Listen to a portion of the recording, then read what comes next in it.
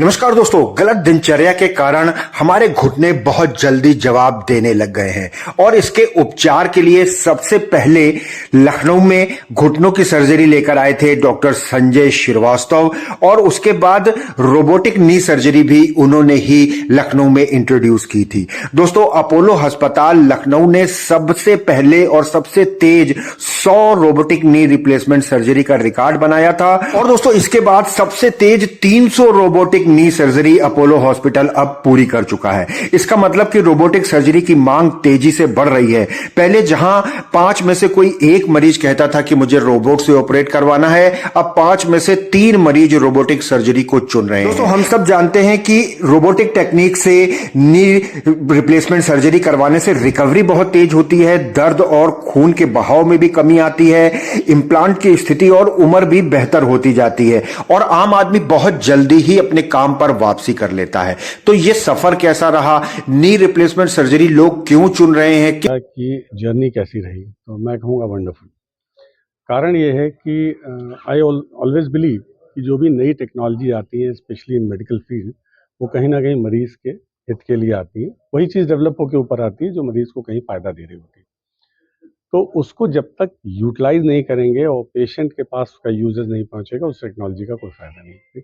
अगर वो 2-4 जगहों पे कहीं अवेलेबल है तो वो किसी मासेस के यूज़ की नहीं है। तो हमारा भी पर्पज़ यही था कि भाई ये टेक्नोलॉजी यहाँ पे अवेलेबल होनी चाहिए, यूपी में अवेलेबल होनी चाहिए, हमारे पेशेंट्स के लिए होनी चाहिए, उसका बेनिफिट इसको मिलना चाहिए। तो वो इस सोच से हम लोगों ने स्टार्ट किया था और we are very happy. 300 number कर लेना यूपी जैसी स्टेट में जहाँ पे लोगों की पॉकेट रीजनेबल पॉकेट है, बहुत एक्स्ट्रावेजेंट खर्चा नहीं कर सकते, फिर भी एक नई टेक्नोलॉजी के लिए अपने बेहतरीन आउटपुट के लिए लोगों ने ऑप्ट किया और कर रहे हैं। आज की तारीख में हमारे पास 1.5 महीने की रोबोटिक की वेटिंग है। इतने पेशेंट्स हैं कि हम लोग कर नहीं पा रहे हैं। तो ये अपने आप में शो करता है कि उसकी एक्सेप्टेंस कैसी है। ठीक। दूसरा, जैसे मैंने बताया कि अब पेशेंट्स को मुझे नहीं बताना होता, वो आते हैं कि साहब मुझे रोबोटिक नी रिप्लेसमेंट कराना है। ठीक? अब बात रही कि क्यों करना है। ठीक? जब नॉर्मल नी रिप्लेसमेंट हम लोग करते हैं तो उसके कुछ तरीके होते हैं करने के, जिसकी वजह से बॉडी पे काफ़ी स्ट्रेस आता है, क्योंकि हमको उस पेशेंट की बॉडी का अलाइनमेंट, उसके जॉइंट का अलाइनमेंट, उसकी बोन्स को समझना होता है और जो इंस्ट्रूमेंटेशन हमारे पास है उससे उसको अलाइन करना पड़ता है, देख के टेबल पे समझ के कि भाई ये पेशेंट की बॉडी का स्टेटस है, इस हिसाब से हम जॉइंट को लगाएंगे। आपका जॉइंट अलग, मेरा जॉइंट अलग, इनका जॉइंट अलग। अगर मैं अपने हिसाब से जॉइंट इनको लगा दूंगा, इनके काम नहीं करेगा, इनके हिसाब से मेरे लग जाएगा, मेरे काम नहीं करेगा। तो मेरे जो जॉइंट लगना चाहिए वो मेरी बॉडी के हिसाब से लगना चाहिए। इसको कस्टमाइजेशन कहते हैं। वो कस्टमाइजेशन नॉर्मल सर्जिकल प्रोसेस में बहुत लिमिटेड हो सकता है। ठीक? तो उस वजह से हमें एक्यूरेसी उतनी नहीं मिलती।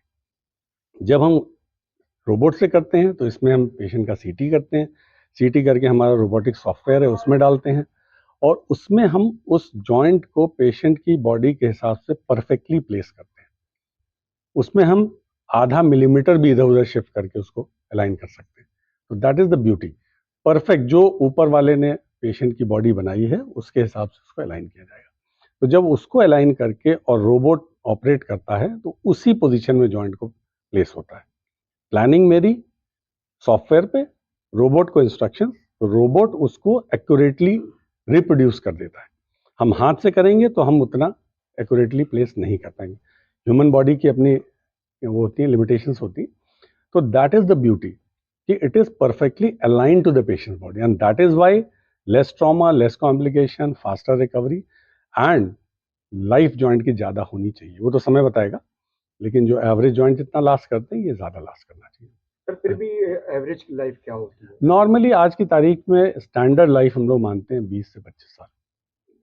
सर जो मैक्सिमम एज ग्रुप है 60, 65 और 70 का, उनको और भी बहुत सारी जटिल समस्याएं होती हैं। मेडिकल तो उसको इशूज। कैसे जी टैकल किया? देखिए, हम लोग जब भी पेशेंट मेरे पास ऑर्थोपेडिक प्रॉब्लम लेके आता है तो हमें ये देखना होता है कि भाई इसका हम क्या सोल्यूशन ऑफर कर रहे हैं। अगर हमने डिसाइड किया कि पेशेंट को सर्जरी होनी है, any surgery, may not be robotic, any surgery, तो हम फिर नेक्स्ट लेवल होता है कि पेशेंट को असेस किया जाता है, उसकी जांचें कराई जाती हैं। अगर medical issue, diabetes, blood pressure है, फिजिशियन देखते हैं। हार्ट का इशू, कार्डियोलॉजिस्ट। लंग का इशू, पल्मोलॉजिस्ट देखेंगे। लास्ट में एनेस्थेटिस्ट देखेंगे कि भाई एनेस्थीसिया के पॉइंट ऑफ व्यू पेशेंट के ये जब सारी चीजें होती हैं और सारी चीजें कंट्रोल होती हैं तब आप सर्जरी के लिए प्रोड्यूस। बहुत बार ऐसा होता है मतलब कि पेशेंट की आपने जांचें कराई, अब उसका हार्ट ही काम के लायक नहीं है, तो आप उसमें सर्जरी थोड़ी ना कर दो, पेशेंट तो पहले हम हार्ट को ट्रीट करेंगे। जब हार्ट हमारा ठीक होके इस लेवल पे आएगा तो रिप्लेसमेंट किया जा सकता है, आप करेंगे उसको। तो वो सारे चीज़ों को आपने जो बात कही बिल्कुल सही, इस उम्र में कोई भी मरीज सिंगल बीमारी लेके नहीं आता, हर एक को 2-4 बीमारियां, बीपी शुगर तो मतलब जैसे स्टैंडर्ड है, उसको तो बिना पूछे लिख दो, ठीक। तो वो सारी चीज़ें कंट्रोल करने की ज़रूरत होती है। थोड़ा सा दिक्कत हो जाती है, मतलब कॉम्प्लिकेशंस अगर रहते हैं तो। बिल्कुल, कॉम्प्लिकेशंस आप कोई दुनिया की सर्जरी कर लें, किसी दुनिया के सेंटर पर कर लें, risk of complication is always there because this is nature. आप सारी चीज़ें असेस करके सारी चीज़ें कंट्रोल नहीं कर सकते। आप जो कुछ भी जितने भी आपके पास जरिए हैं वो सब जांच करके उस असेस करके तब पेशेंट को आप आगे प्रोड्यूस करते हो, ठीक। फिर भी सर्टेन परसेंटेज ऑफ कॉम्प्लिकेशंस होते हैं, कोशिश ये होती है कि उनको कॉम्प्लिकेशन कितना कट डाउन कर पाएं। तो robotic is again a method जिससे हम कॉम्प्लिकेशंस को कम कर सकते हैं। सर ये बीमारी लगातार बढ़ती जा रही है और घर घर इसका अभी उपचार उसका है। जवाब मैंने दिया, जी अभी मैंने जवाब दिया, हम ही लोग रिस्पॉन्सिबल हैं। तो सर आम जनता को क्या भाई मैसेज है? भाई हमारे दादाजी 94 ईयर्स की एज तक थे और कोई उनको आर्थराइटिस नहीं थी, टिल ही लेफ्ट, वॉकिंग सब करते थे, सब एक्टिविटी करते थे, क्योंकि वो शुरू से थे। उनका नियम था कि मुझे 3 किलोमीटर रोज पैदल टहलना है, मुझे योगा करना है, मुझे करना। हम लोग का क्या है, एक्सरसाइजेज आप बच्चे देख लीजिए, हम अब नेक्स्ट जनरेशन को और ज़्यादा प्रॉब्लम होगी।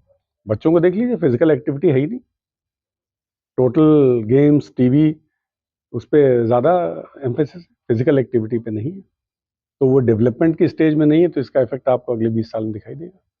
सर कौन सी मिनिमम एज ग्रुप है और कौन सा मैक्सिमम? मैंने बताया जैसे 38 ईयर्स का मिनिमम पेशेंट है जिसको मैंने किया, और 104 ईयर्स का मैक्सिमम। दोस्तों, अपोलो मेडिक्स लखनऊ में आर्थोपेडिक और जॉइंट रिप्लेसमेंट विभाग के चेयरमैन डॉक्टर संजय कुमार श्रीवास्तव ने बताया कि रोबोटिक सर्जरी और आम सर्जरी में केवल 50,000 रुपए ज्यादा होते हैं और बाकी किसी चीज का या रोबोट से सर्जरी करने का पैसा अलग से चार्ज नहीं किया जाता है। तो अपोलो ये सुविधा दे रहा है, लेकिन उसके एवज में आप देखिए कि रिकवरी कितनी जल्दी हो रही है, हॉस्पिटल का स्टे कितना कम हो जाता है। तो ये सब चीजें मिलाकर कहीं ना कहीं इसको बेहद किफायती बना देती हैं। धन्यवाद।